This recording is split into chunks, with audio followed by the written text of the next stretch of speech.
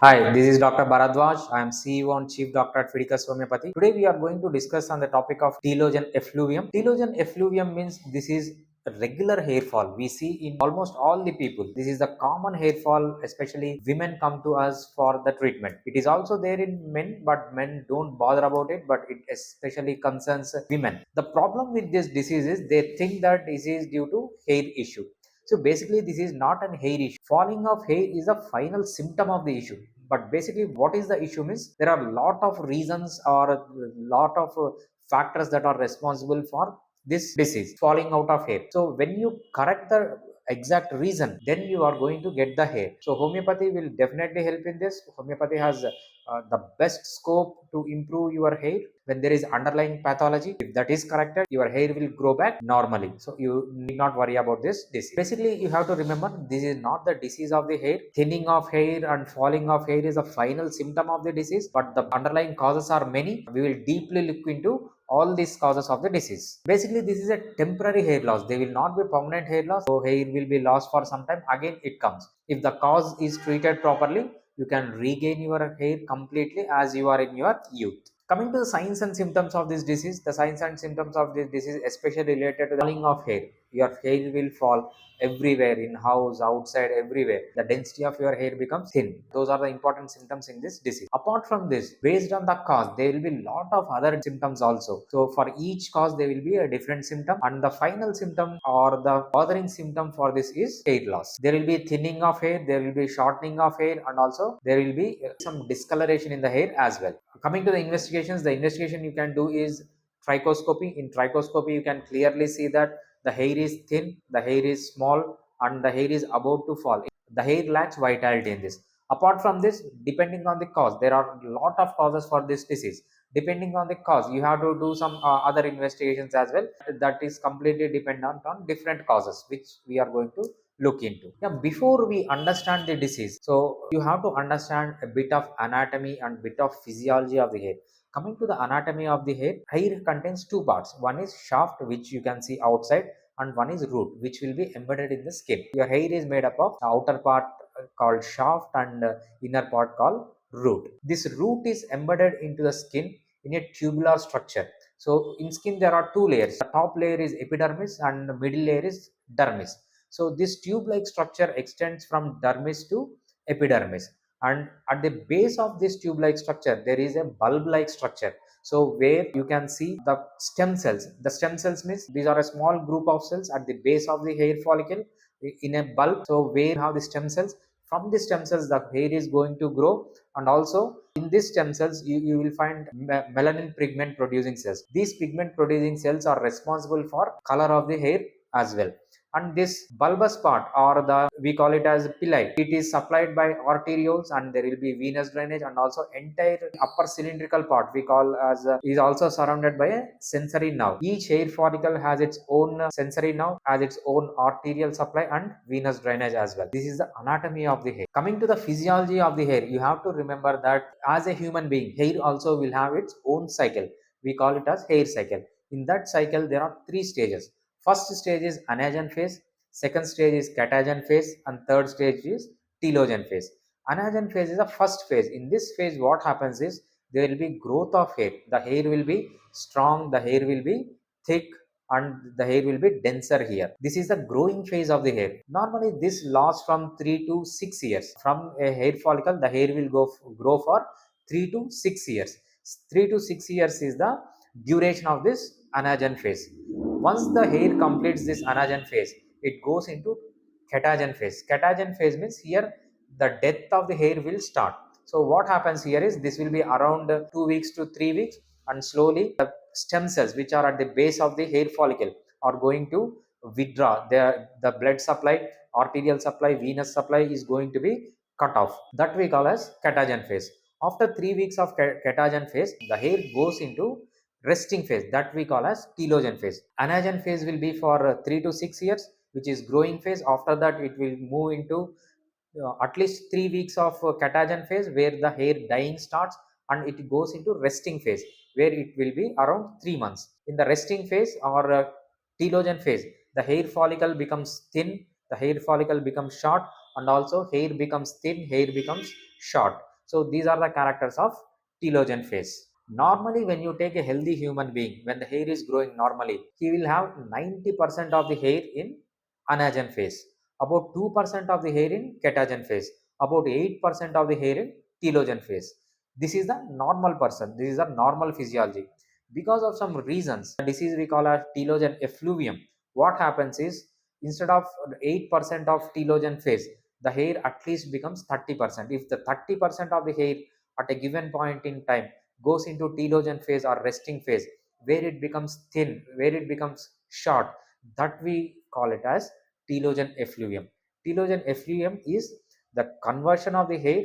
90% of the hair should be in anagen phase, only 8% should be in telogen phase. But in this case, what happens is at least 30% of the hair goes into telogen phase at once. So your hair will become thin, your density of the hair will be reduced, your color of the hair also get changed. This we call as telogen.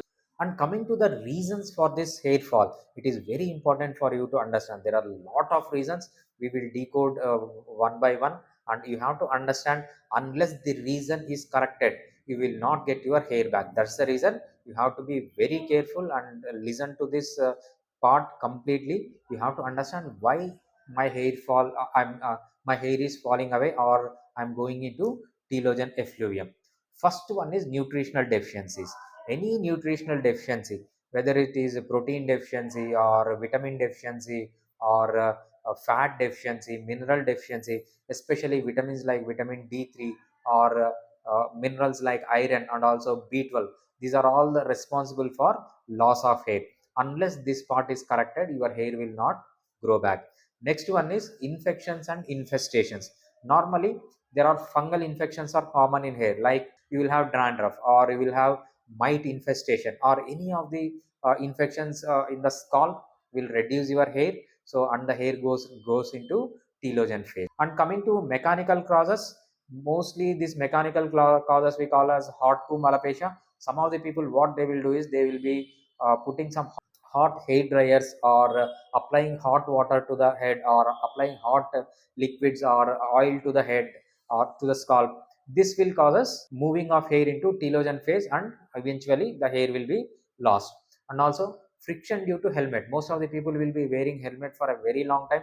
Due to friction, the follicles can be damaged and hair will be moved into telogen phase. And also plucking of the hair. If you pluck the hair unnecessarily, so there will be damage to the hair follicle and the hair moves into telogen phase. And coming to the intentional hair removal, first one is waxing. So if you wax the hair will move, there will be damage to the hair follicle and the hair moves into telogen phase. Or if you apply hair removal creams, or if you pluck the hair follicles will be damaged and the hair will be moving into telogen phase. And due to some psychological causes like stress or depression, anxiety, or there is a specific psychological phenomena called trichotillomania. Some people will be constantly plucking the hair due to anxiety. This we call as trichotillomania. These are all the causes, common causes for hair moving into telogen phase, that we call as telogen effluvium.